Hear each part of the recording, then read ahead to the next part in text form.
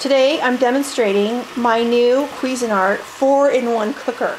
This thing is insane. It has all of the greatest little buttons here. We have slow cook, roast. Right now I'm browning, sauteing, and steam, and you can adjust your temperature up and down. So today I decided, rather than cooking on the stove and making a mess, a big pot of spaghetti, I'm going to do it in my slow cooker. And so 1/2 of the slow cooker over here is the, like 2% fat beef, and the other side is the sausage.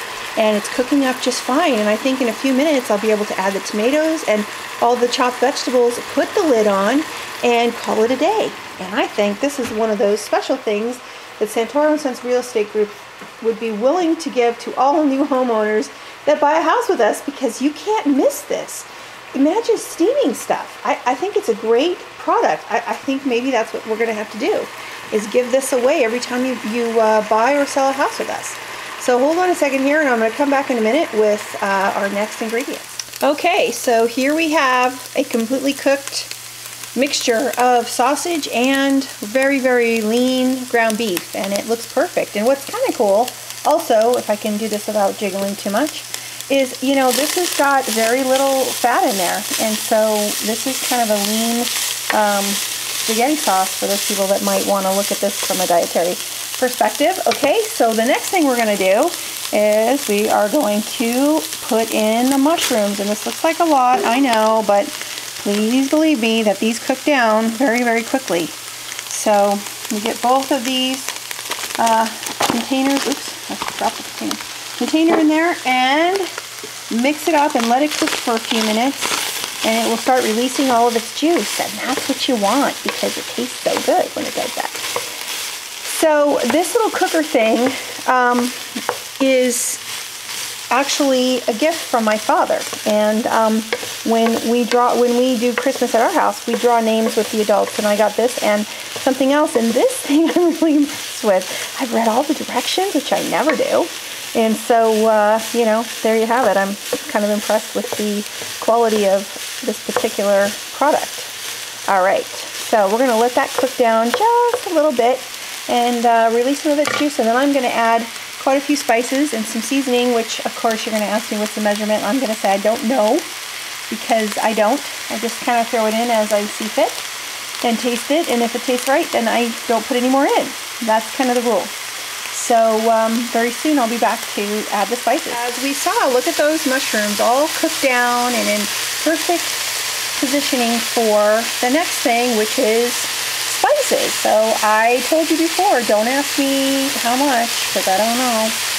I just like to put it in and taste it later and see what's going on. I had to reach over here. This is celery salt, which I highly recommend for spaghetti. I know that sounds crazy, but have you ever had a Bloody Mary with celery salt? You'll know.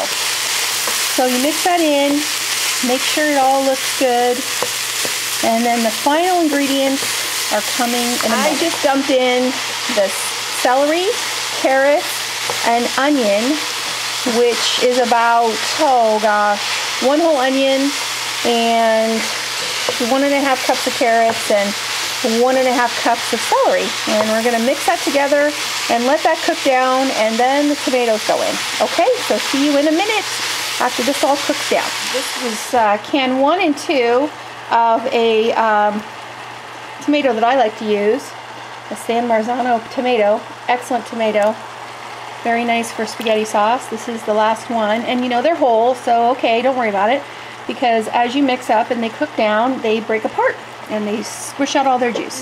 The bits of the bit of canned tomato paste here, and so that's in.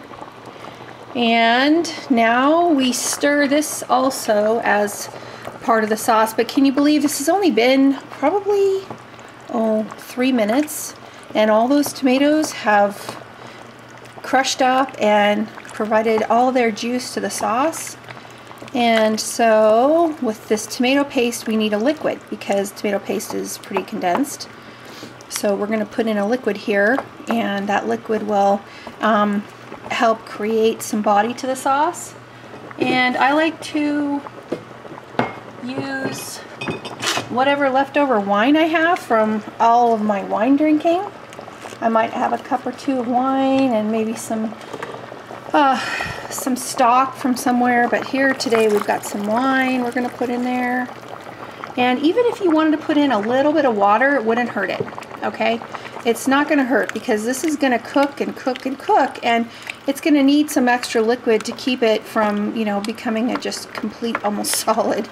So you want to definitely put some additional liquid in as you can, and this is probably going to need a cup or two more, and I will put that in, and then some final touches and tasting it, and I will then know where I need to season and put in maybe some chili. This is one of the other items that I use. It's dried oregano, and I make this myself, and every year I have oregano, and I basically put it into a jar. Well, I dry it first, and then I break it up and put it into a jar, and it makes a really, really good flavorful sauce too.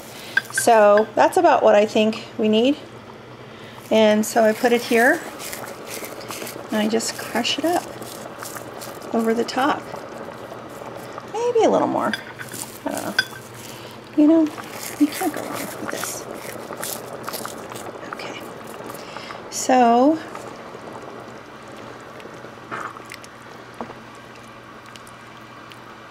I'm going to turn this to a little bit lower.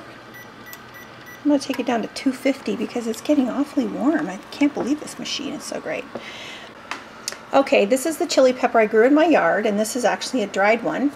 And I'm not going to break it apart or anything. I'm just going to shove it into the sauce just like that and let it be and do its thing, because, you know, I'll pull that out. I'll fish that out so that I don't have somebody getting a bite of a, you know, woodsy kind of a thing that nobody wants. And then you can't go wrong with a few bay leaves. These go great in sauce. So gently put those down into the bottom, let it kind of become part of the sauce and work its magic. And make sure that little chili pepper's down there too. Okay, one thing I forgot was garlic. So I took a package of garlic that you get, you know, already peeled garlic, and I don't open the small package. What I do is I take it and I kind of pound it with a mallet until it comes and gets all chopped up inside the package, and then I open it and I push it out, because it's messy and smelly, and who wants to smell like garlic after they cook? I don't like that. So that's what I did. So now I've got probably, I don't know, what would that be, like 4 tablespoons of minced garlic or so? That seems like a lot. Not that many. I don't know. Did you see the package? You probably didn't see the package. Anyway, it's to taste. You don't have to put a lot in, but the chunks are going to be about this size, and they're going to cook nicely, and they'll kind of cook away. So, you know, you won't have to taste a big bite of, well, here's a bigger chunk of garlic, but you get the idea. Inside that little plastic bag, you can smack it around a bit, and the garlic will sort of pulverize, and it'll provide you with exactly what you're looking for. I gave it a taste, and we need some salt. Tomatoes take a lot of salt. That's probably one thing you're going to find from my recipe, is that you're going to be like, oh my god, why so much salt? Well, unfortunately, that's what happens with tomatoes.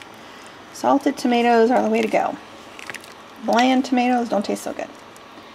They need a little salt action. Okay, get that in there for a minute, see what that tastes like. And, you know, finishing the sauce off to taste is really what you have to do. I was thinking about this too while I was making this recipe.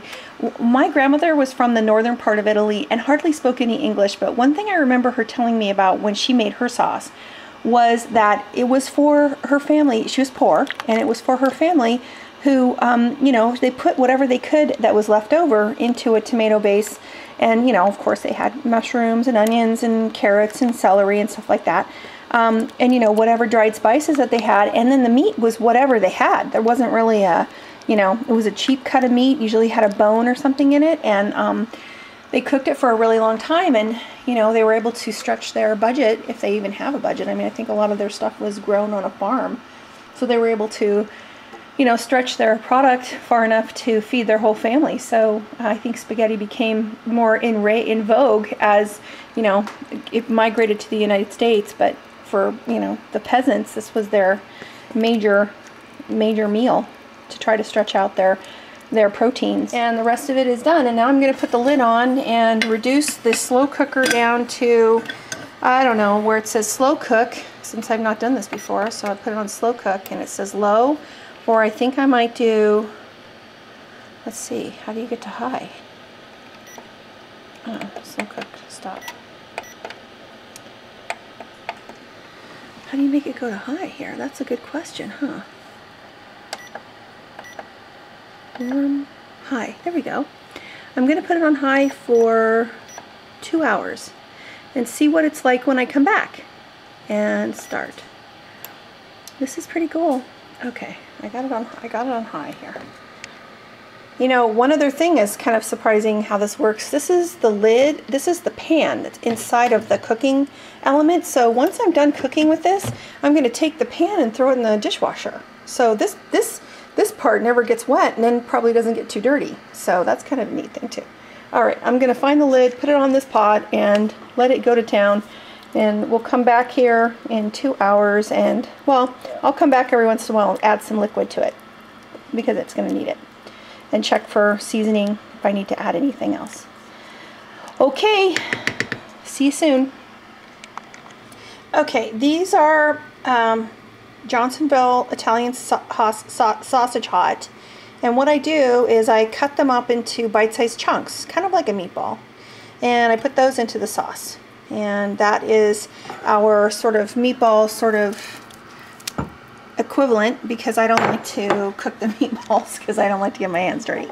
Oh, there's a whole conversation that goes on with that. So anyways, and then I put this into the sauce and I let it cook like you would a regular meatball. And it's kind of nice. Everybody gets a little something extra in a meat sauce with a meatball, but it's really a sausage. Okay. So this is going to cook for a while now.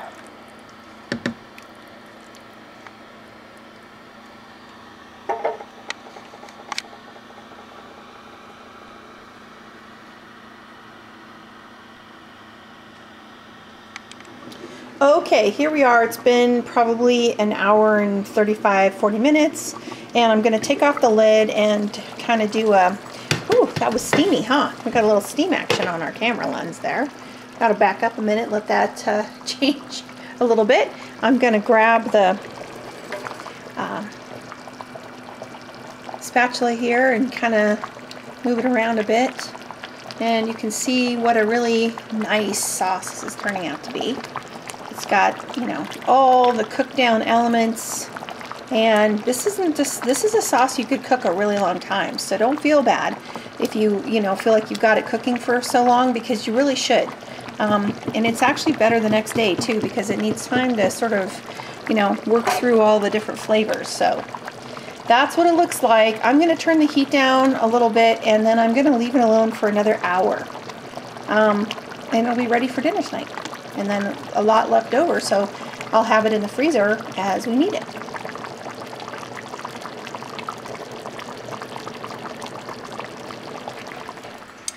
Okay, voila. This is it. It is so good. I can't even tell you. And you know, it really didn't take very much time.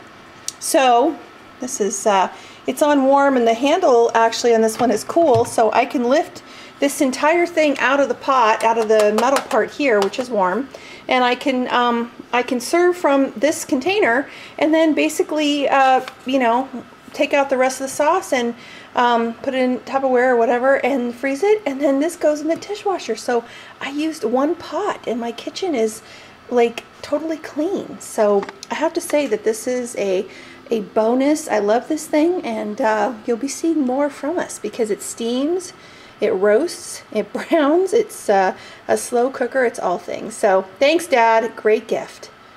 Have a happy holidays, everyone.